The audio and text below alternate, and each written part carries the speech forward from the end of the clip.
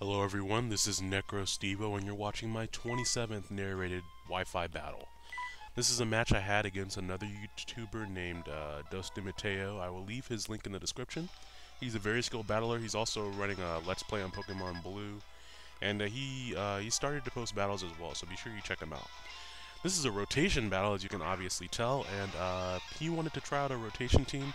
So I just kind of grabbed some randoms that I recently got to level 100. I'm still trying to test out a lot of these. So we had a fun battle. You'll see a few new things in this battle that I haven't used before. So here, he rotates to Entei after we both start off with Infernape against my Nidoking there. He just goes straight for the stab Psychic.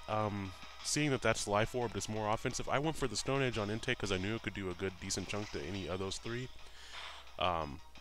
It would have been better here to go for the Flare Blitz, because had I gone for the Flare Blitz and a Stone Edge would have KO'd that Mew. A Flare Blitz and an Extreme Speed would have KO'd the Mew. But after that Life Orb damage that he takes from knocking out my Entei, he's going to be put at a very low range. So it allows me to bring in maybe something else with priority to finish it off. I haven't faced very many Mews, but since they can literally learn almost every move, they can do pretty much anything, but Druddigon comes in here and just goes for the Sucker Punch. Druddigon isn't used as much, so often people don't realize he can learn Sucker Punch. Mine has a few other weird moves on it as well, but I've seen success with this. This is the second time I've used it. So here he brings out his Nidoking, and I knew that we might have a speed tie, but most Nidoking I run into have been modest. So I was hoping I could outspeed him, but if there was a speed tie, if he happened to have the same IV as me, because I don't think mine's max. I think mine is a little lower than max, maybe 27 or 28 IV on the speed there. But he wins it, knocks me out, so that's unfortunate. I bring out my Snorlax there because I know that it resists a lot of the moves he will want to go for, and it has Thick Fat. Expecting him to switch into his Infernape and go for the close combat, I rotated to Spore Mid. But he doesn't. He just stays in an Ice Beams again, which that would have been an awful move against Snorlax. I don't know if he expected that or if he just went for Ice Beam because two Pokemon on my side of the field were weak against it. I do live it because this is max HP, max defense, so just Amoongus's great HP stat allows him to live that, and I put him to sleep, which means that threat is down. I would have preferred to put the Infernape to sleep, but that works out alright. Here, he rotates into that Shuckle, and I just Dragon Claw. I was hoping to get some damage in on the Nidoking or the Infernape because I knew either of them would not be able to one-hit KO. If the Nidoking stayed in, it would have been asleep. If the Infernape came in, it wouldn't be able to one-hit KO Druddigon there. So he just goes for the Toxic, which is a good move because Druddigon actually has a pretty good HP stat and good defenses as well, so it helps to wear him down like that. Expecting him to go into his Infernape, I went for the Glare this turn because I didn't really care about Shuckle being fast or slow. And if he had stayed in with the Shuckle, Shuckle would have had a 25% chance of being paralyzed. But Glare I think is a little bit more common on Druddigon, so we may have seen that before. But he goes back to Nidoking, and he wakes up, and he goes for the Earth Power. So right there, maybe a little bit of overprediction on his part. If he had gone for the Ice Beam, he would have done a lot more damage, but then again, Earth Power would have hit all three things on my side of the field very hard. So he probably chose the best move there had I rotated back into into Snorlax. You see how much damage that Dragon Claw does? That's because it's a crit. I'm pretty sure that mattered, unless he just didn't have any defense IVs or something. I don't know. I'm pretty sure that mattered. Druddigon has a good attacking stat, but it's not quite that good, especially without Life Orb or anything.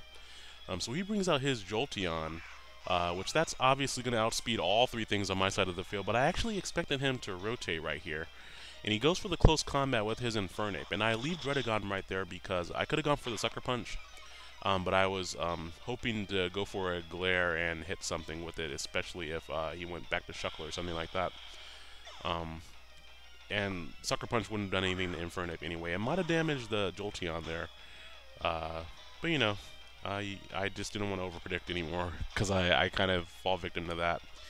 Seeing that Infernape in, I kind of expected him when I went out to my Machamp there. When I brought it in, I expected him to go for the close combat, so I went to my Spore Mid to take it, and he went to his Shuckle probably to take the blow from anything that Machamp wanted to do. Which works for me because now that Shuckle is asleep, he's not going to be able to Toxic anything else or defensively stall me out.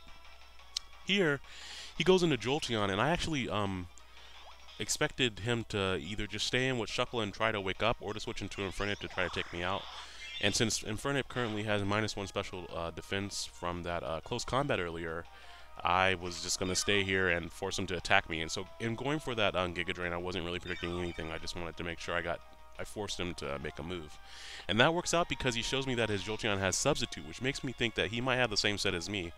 I rotate into Snorlax expecting the Shadow Ball because I knew he wouldn't want a Thunderbolt. And that works out great because I get a free Curse up, which of course makes me slower, but I get the boost there, and I don't take any damage on my Resto Chesto Snorlax, which is awesome.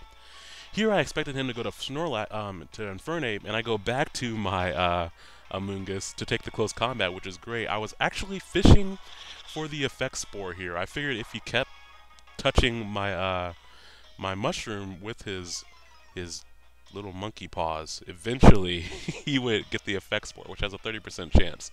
I just went for the Giga Drain again. If he went back into the Shuckle, or if he tried to set up another substitute, I'd be able to break it. And now you see how much damage that Giga Drain does. That's because he had those 2 defense drops, 2 special defense and 2 defense drops after the close combats, because he never switched out. Those stay in play. So here I expected him to go into Jolteon and try to Thunderbolt or do something like that, and he goes into it and he substitutes, which is fine. I went for the Body Slam in case he did try to attack. I wouldn't take anything from the attack because of Snorlax's great special defense, and then I'd be able to flatten it. I actually just ended up squishing his sub into dust, which is fine by me. I don't want that Jolteon to get a sub up. And here, fishing for the Effect Spore again and expecting that close combat from the Infernape again, I went back to Amoonguss, and this time he does take me out. Min-max damage there, obviously. But I think this is the turn where I get what I was looking for, and I get the Effect Spore, and it paralyzes him, which is great. I would have taken any of the 3. The paralyzation would slow him down, the putting him to sleep would make him incapacitated for up to 3 turns, and poisoning him would wear him down to where Machamp could possibly deal with him with a bullet punch after all those defense drops. Here I bring in Machamp because I only have the 2 Pokemon left, and I needed to go back on the offensive as much as I was switching into my defensive core there. And again, I went with the Rock Attack because that was neutral on all 3 things he had there, which is silly. Whenever you have a Machamp, you should be dynamic punching all the time, every time, unless you're facing a Ghost type. And he brings out his, I think that's his last Pokemon, it's Blissey, and I hate Blissey. So I just went straight for the dynamic punch, and I think he was thinking maybe I'd overpredict and switch to something else, but I hate Blissey enough that there is no need for prediction. If I see it, I'm going to do my best to kill it ASAP. And Blissey is a great Pokemon, massive HP, massive special defense, but I don't like that. I don't like the design, I like Chansey better. We could go on and on and on. But anyways, after one-hit KOing the Blissey, the dynamic punch is going to easily finish off Infernape because he is just not fast enough with the paralysis going on there. Had he been fast enough, I'm thinking a close combat or a Flare Blitz might have KO'd me. I don't know. After taking that Thunderbolt that well, I'm not completely sure. Here I went for the Stone Edge. I was fishing for the critical hit because it has a higher critical hit ratio. And it's super effective, but after Stab and the Confusion chance from Dynamic Punch, they come out about the same. But he Toxics me. He's going to attempt to Toxic Stall me, which in the end really won't work because my Snorlax has Rest. So even if for some reason he was able to Toxic Stall my Machamp, it wouldn't work on Snorlax. And here I switched to Snorlax expecting him to Protect, and he because you know Protect and Toxic Stall go well together, but he actually just goes for the Rest, which after I see that, I know he's going to be asleep for 2 turns because I've seen him with the leftover item. And I don't really think there's any sets Shuckle wants to run with Sleep Talk, really.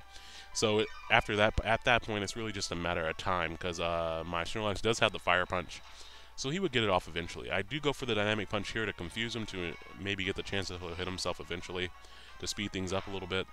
But I think on the next Stone Edge I get a critical hit, which finishes the battle. So this battle had a little bit of hacks in it. It was very much unfortunate for my opponent. I think the only thing that really ended up mattering was the para hacks on the Infernape, which I was kind of fishing for.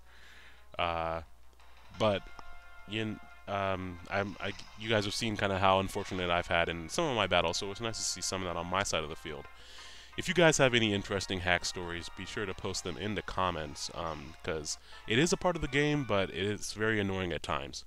So be sure to go check out his channel. Be sure to like this battle if you did enjoy it, and be sure to subscribe to my channel. And I'll look forward to seeing you all later. Bye-bye.